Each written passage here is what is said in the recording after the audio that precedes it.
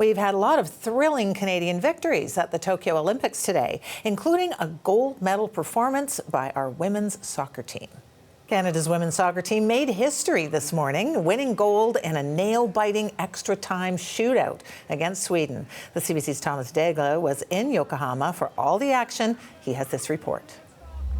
Love it or hate it, is there a more dramatic way to settle a gold medal final than with a penalty shootout? Stephanie Labbé, the Canadian goalkeeper, just sensational, leaving it up ultimately to Julia Grosso with that one kick sealing the deal for Canada and giving them their first gold medal in women's Olympic soccer, certainly the biggest ever win for this Canada in international soccer. Every Canadian who was here, very few of them part of the Canadian delegation, but on their feet cheering at that final moment, and the Swedes who came in as being favored in this final, their delegation had been cheering throughout and were just silenced, shocked that Canada was to beat them here tonight.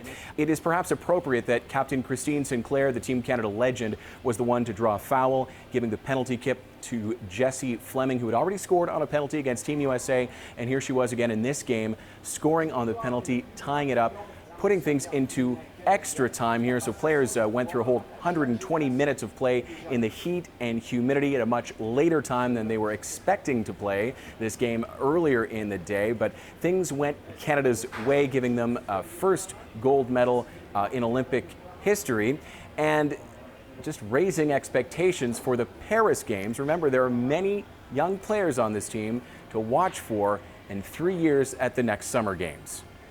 Thomas Daigle, CBC News, Yokohama, Japan. Team Canada wouldn't have accomplished that feat without the incredible play of keeper Stephanie Labbé. Her partner, Olympian Georgia Simmerling, was watching the game in their home city of Calgary. She's a bronze medalist in cycling in her own right, and she joins us now. So, Georgia, what an incredible performance by the team and, of course, by your partner. How are you feeling right now?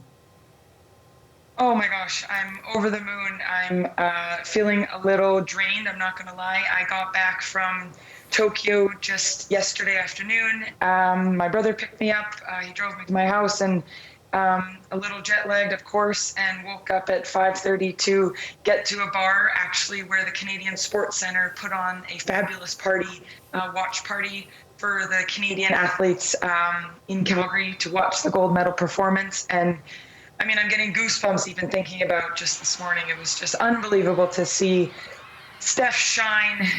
This was her moment. Of course, the team, you know, she's one member of the team, but she really, this was her week. This was her time to shine. I remember her telling me a couple days ago even, she said, "I'm just so happy that I'm able to show the world what I'm capable of doing." I think that says it all. She certainly played a critical role, my goodness. Now, we have this picture that you posted to Instagram. It's a screenshot of you speaking with Stephanie.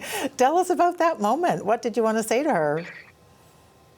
I was just unpacking my bag, actually, from Tokyo. I've lost my voice from cheering so hard. Excuse me, but I was just unpacking my bag in my room, and she calls me, and from the field. It was just such an incredible moment to share, and I'm just overwhelmed with pride for her and for the whole team. But I mean, to live these moments together, we will cherish this for the rest of our lives, for sure. Absolutely. Now, watching that match going into penalty kicks, you know, I'm sure the whole country that was watching, whoever was watching, was very, very nervous. And especially, of course, you know, the keeper. So much pressure on them in that situation. She was amazing because she's bouncing around, she's smiling, she looked very relaxed. Was that a performance? How would you describe that? You know, that's Steph. She's cool, calm, and collected. And funny enough, the goaltenders actually have very little pressure on themselves. People think that they have all the pressure, and the pressure is on the scorer. The athlete taking the kick, they need to score, and they have to score. And when the goalies make the saves, that's you know, that's great for them. But they actually shouldn't be the ones making the saves. The goal should go in. So for Steph to come up that big so many times in the whole tournament to make these unbelievable PK saves, she's in her element. I remember I was nervous that they were going to PKs, and then the camera went to her face, and she was just cool, calm, and collected. She had this biggest smile on her face, and I said, "Let's go, let's do this." She's ready for this. She certainly was. Now, when the pandemic delayed these Olympics, here we are still calling it 2020, but of course it's 2021. But the two of you continue to train together in Calgary. Now here we are 1 year later. You won a bronze medal and Steph has a gold. Did you anticipate this? It's tough to say, of course. That's the nature of sport. My team was just shy of winning a bronze medal again in these games in Tokyo. And to be honest, I think a lot of the players on the soccer team can say this as well. Like they hadn't had a great performance in the 4 years leading up to these games. But, that doesn't matter.